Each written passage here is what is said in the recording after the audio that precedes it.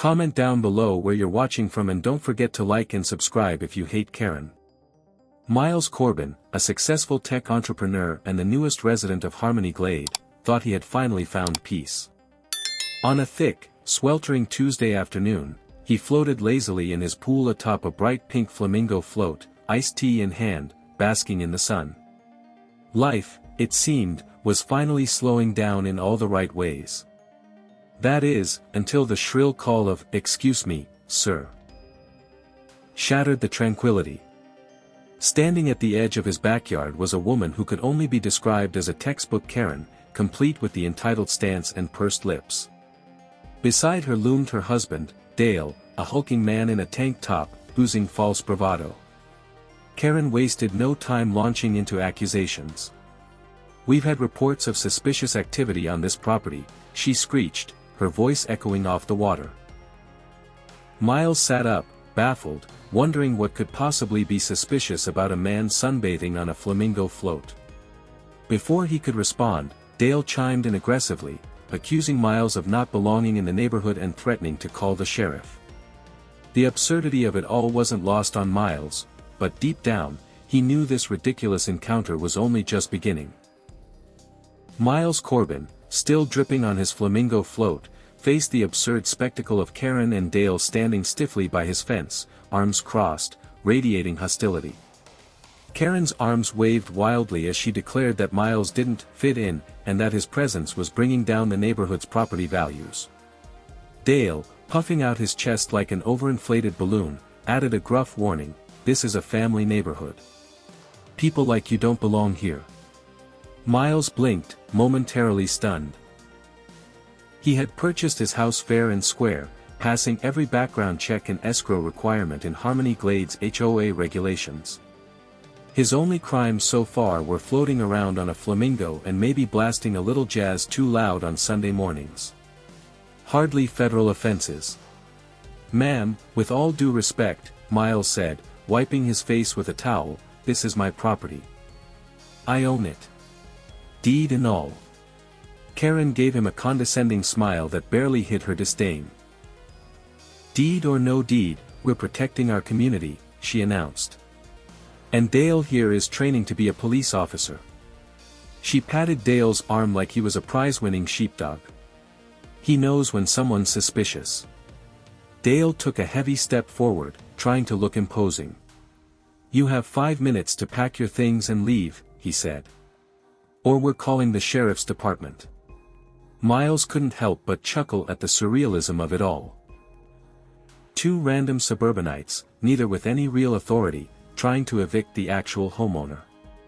He decided he had heard enough. "Okay," Miles said slowly, drying off as he stood. "You want to call the sheriff? Fine. But before you make any rash moves, maybe you should know exactly who you're threatening." Karen crossed her arms, her expression smug. Dale clenched his fists, prepared for a confrontation he clearly thought he could win. Miles simply smiled, grabbed his towel, and sauntered toward the house. "Stay right there," he called over his shoulder. "I'll be right back." He could feel their eyes boring into him as he disappeared through the sliding glass door. Inside, Miles tossed the towel aside and changed quickly into the tailored suit he kept ready for formal town events. He grabbed a slim, polished leather briefcase from the hallway table.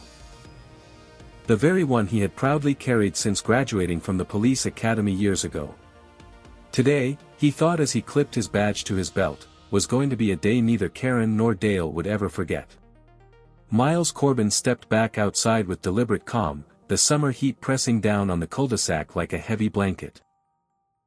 Karen and Dale were still rooted in place, Karen muttering something under her breath about calling the sheriff anyway, while Dale flexed his arms like he was preparing for a wrestling match. Miles walked right up to them, his briefcase in one hand and a slight smile tugging at the corner of his mouth. Without a word, he set the briefcase down on the patio table, popped it open, and pulled out a gleaming badge. The sunlight caught the badge perfectly, throwing a sharp glint into Karen's squinting eyes. Miles held it up for them to see, letting the weight of the moment sink in. "I'm Chief Corbin," he said coolly, pinning the badge to his belt for good measure. Newly appointed Chief of Police for Harmony Glade. The effect was instantaneous. Karen's mouth opened and closed like a stunned fish. Dale's arms, once proudly flexed, dropped to his sides. They stared at the badge like it was a live grenade about to go off. But Dale is training to be a police officer," Karen stammered, her voice suddenly thin and brittle. "That's lovely," Miles replied dryly. "However, what's not lovely is trespassing, harassment, and attempting to intimidate a resident, especially when that resident happens to be the chief of police."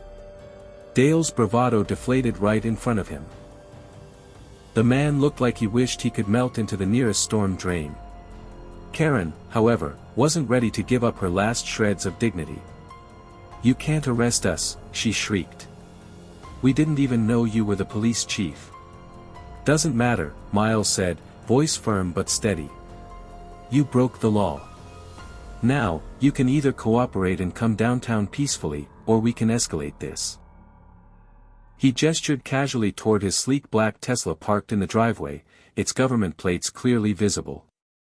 For a few agonizing seconds, Dale looked like he might bolt. But one look at Miles's calm, unwavering stare changed his mind.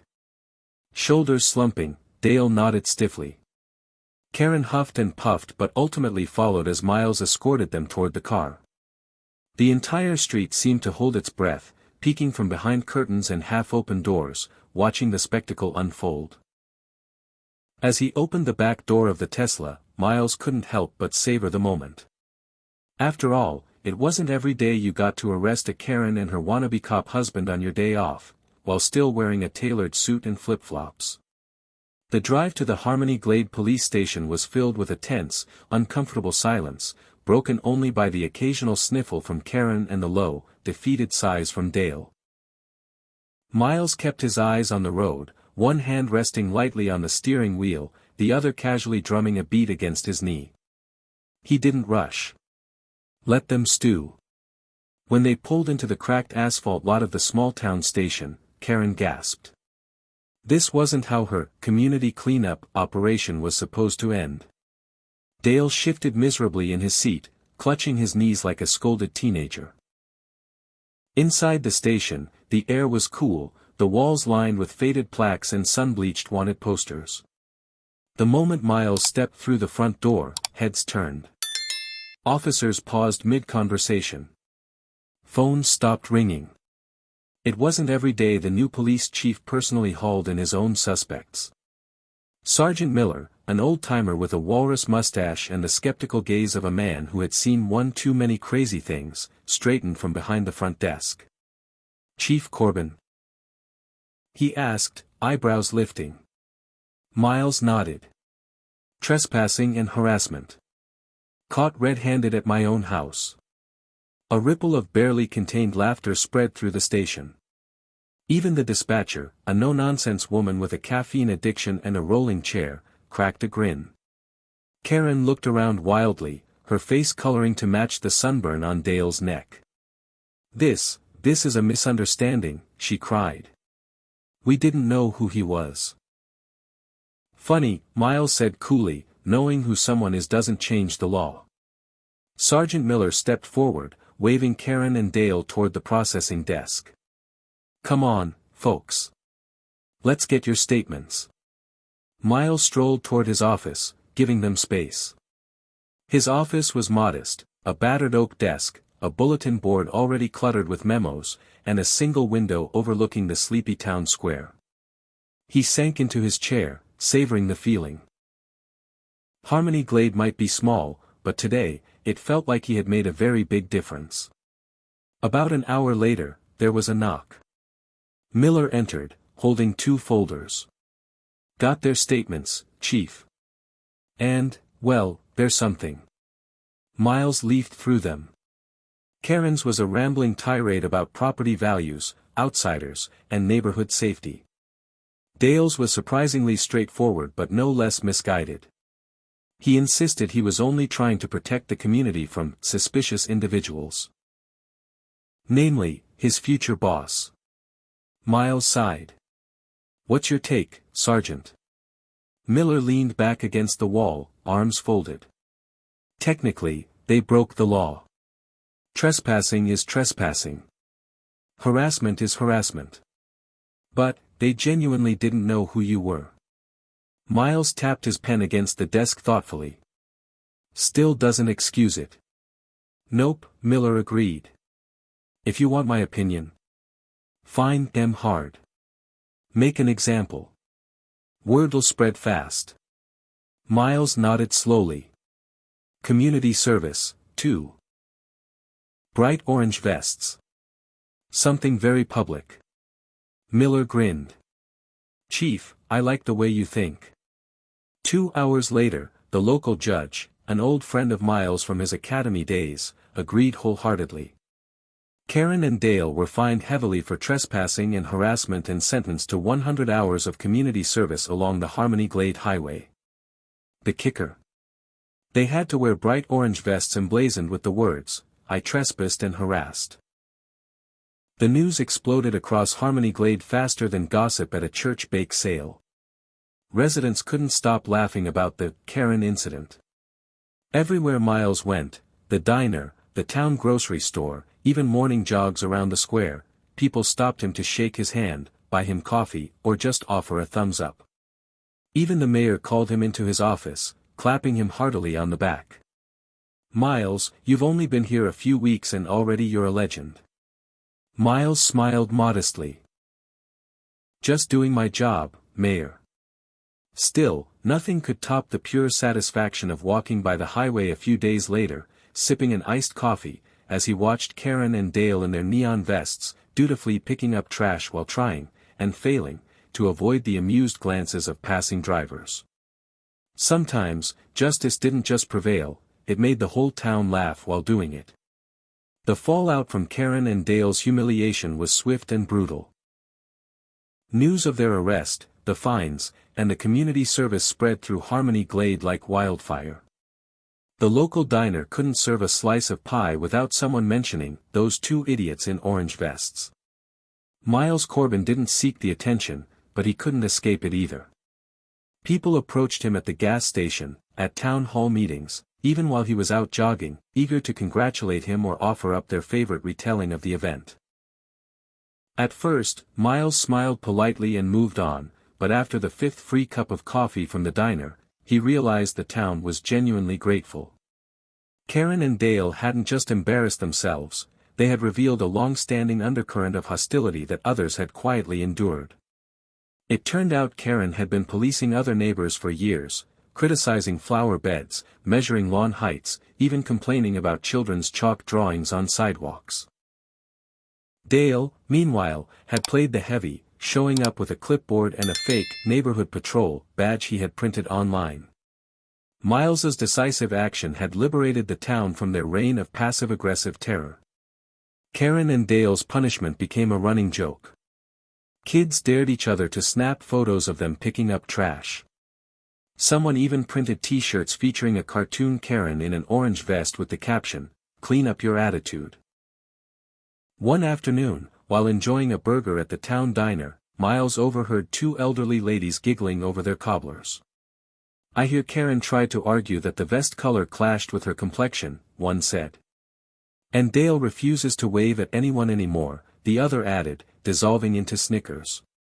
Despite the overwhelming support, not everyone was thrilled. A small faction of residents, mostly older homeowners who had long supported the HOA's stricter policies, whispered that Miles had gone too far. They murmured about professionalism, about setting examples, about how things used to be handled more discreetly. Miles understood. Harmony Glade wasn't a place that loved open conflict. But he also knew that letting bullies like Karen and Dale operate unchecked sent a far worse message. It wasn't about revenge. It was about drawing a line. Respect and community mattered more than appearances. Late one evening, Miles walked the perimeter of his property, sipping a beer and watching the stars. In the distance, he saw two orange figures hunched over the side of the highway, dragging trash bags behind them. Dale's hulking shape was unmistakable, Karen's stiff, determined stride even more so. Miles tipped his beer in their direction. He didn't feel triumphant. He felt content. Justice had been served, and Harmony Glade was finally breathing easier. While Harmony Glade celebrated and moved on, Karen Crabtree's world slowly crumbled. Once the self-appointed queen of neighborhood decorum, she now found herself a pariah. The first to go were the polite nods she once received at the grocery store. Now, people turned their carts sharply to avoid her aisle. Former friends no longer invited her to HOA tea parties. Invitations to weekend barbecues mysteriously stopped arriving. Even casual waves from neighbors disappeared, replaced by awkward glances and hurried steps. Dale seemed to take the fallout slightly better, or maybe he simply didn't care. When he wasn't serving community service hours, he stayed holed up in their house, blinds drawn, television blaring late into the night. His dream of joining the police force, however, was quietly crushed. The academy made it clear after a disciplinary review that they preferred candidates who didn't make national news for harassing their own police chief. Karen, though, stewed in resentment. Every time she drove past Miles Corbin's neatly manicured lawn, she tightened her grip on the steering wheel until her knuckles turned white. She still muttered about property values, about outsiders ruining traditions, but no one cared to listen anymore. Meanwhile, Miles embraced his role as a quiet symbol of change. Harmony Glade no longer felt tense, guarded, or suspicious. Kids played freely in the cul-de-sac again. Neighbors lingered longer at block parties. Smiles returned. Karen's isolation grew, a stark contrast to the warmth flourishing around her. It was a slow, painful unraveling, one she had stitched together with her own arrogance. With Karen and Dale's influence effectively dismantled, Harmony Glade experienced a quiet renaissance.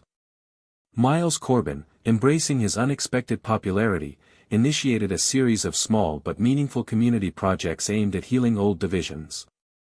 The first event was a community cleanup day, not mandatory like Karen and Dale's punishment, but voluntary. Surprisingly, nearly the entire town showed up. Kids chased each other between booths. Neighbors exchanged gardening tips.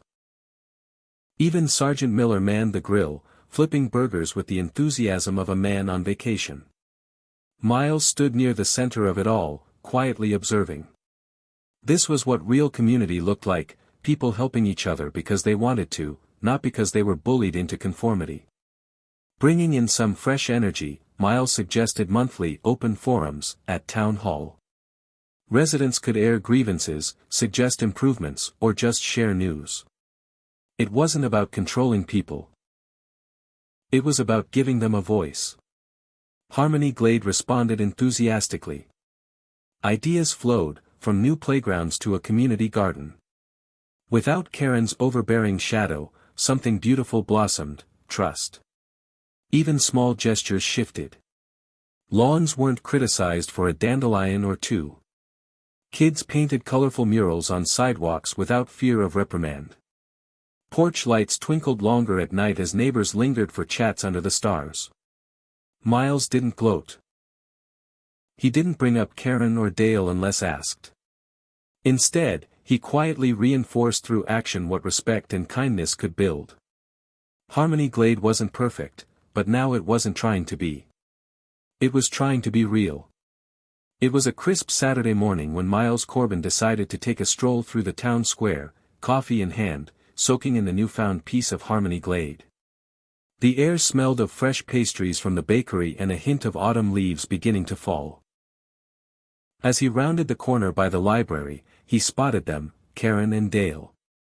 Wearing their bright orange vests, they were picking up trash along the sidewalks, heads down, moving methodically under the watchful eyes of townsfolk enjoying the morning market. Karen's mouth was a tight, grim line. Dale looked like a man enduring his final humiliation. Miles debated ignoring them. He owed them nothing. But a mischievous impulse tugged at him. He walked casually toward them, clearing his throat as he approached. Both stiffened instantly. Karen's jaw tightened, Dale focused intently on stuffing a candy wrapper into a bag. "How's it going?" Miles asked with an innocent smile. Karen glared at him, her hands balling into fists. Dale just kept picking up trash, pretending Miles wasn't there. "Remember," Miles continued, voice light, "respect your neighbors. Follow the law. And maybe, just maybe, you won't end up picking up trash in an orange vest next time." Without waiting for a response, Miles tipped an imaginary hat and walked away, his coffee steaming gently in the crisp air. Behind him, he heard nothing but silence and the crinkle of garbage bags. He didn't feel anger or vindictiveness. Just a profound sense of satisfaction. Some lessons were better taught not in courtrooms or citations, but out here, under the open sky, wearing a vest for all to see. Miles knew Harmony Glade was stronger now. Not because Karen and Dale were humiliated, but because the town had chosen community over control. And that, he thought, was the real victory. About a week after that final encounter in the town square, Miles Corbin received a call from an old contact at the Regional Police Academy. Apparently, Dale Crabtree had dropped out of his training program. The official reason? Personal matters. But the truth wasn't hard to piece together. Word about the Karen and Dale incident had traveled far beyond Harmony Glade. It made its way into law enforcement circles, quietly passed along in whispered jokes and cautionary tales. No department wanted to risk hiring a man who couldn't even recognize authority standing 3 feet in front of him. Miles couldn't deny a brief flicker of sympathy. Dale had bought into Karen's delusions, wrapped himself in imagined authority, and lost sight of common sense. Now, he was paying the price. But then Miles remembered Dale standing in his backyard, puffed up and flexing, threatening to call the sheriff on a man lounging in his own pool. Whatever sympathy he might have felt quickly faded. Actions had consequences. And Harmony Glade was better off with fewer self-appointed enforcers and more neighbors who simply minded their own business. Miles smiled as he folded the academy letter and filed it away. Another chapter closed. And one more reason to believe that justice, even in small towns, always found a way. Life in Harmony Glade soon found a new, easy rhythm. Miles Corbin, fully settled into his role as police chief, focused on building trust, fairness, and a real sense of unity among the townspeople. New programs were launched, crime stayed low, and the laughter of families enjoying community events replaced the tense silence that once blanketed the cul-de-sac. Occasionally, Miles would spot Karen or Dale skulking around town, but they avoided eye contact, their swagger replaced with cautious glances. Their time as the self-appointed enforcers of community values was over, and everyone knew it. One afternoon, as Miles floated lazily once again in his backyard pool, flamingo float beneath him and iced tea in hand, he smiled to himself. The Karen and Dale incident hadn't just been a ridiculous personal ordeal. It had been a lesson. About patience. About standing your ground.